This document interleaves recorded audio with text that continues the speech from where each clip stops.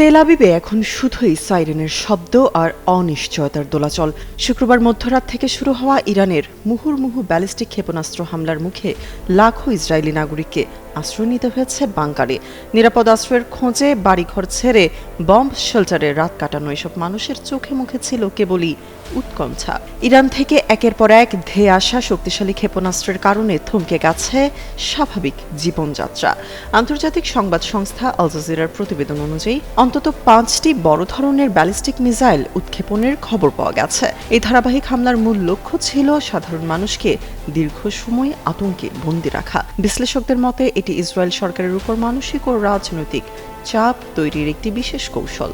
নিরাপত্তা বাহিনীর প্রাথমিক পূর্বাভাসে 1000 মিসাইল হামলার আশঙ্কা করা হলেও এখন পর্যন্ত প্রায় 200টি ক্ষেপণাস্ত্র ছোড়া হয়েছে। এই ব্যবধানকে ইসরায়েলি পক্ষ থেকে তাদের সামরিক অভিযানের সাফল্য ও ইরানের সক্ষমতার সীমাবদ্ধতা হিসেবে দেখছে। তবে সংঘার চেয়ে হামলার আতঙ্কই জনজীবনে স্থবিরতা তৈরি করছে বলে মনে করছেন বিশ্লেষকরা।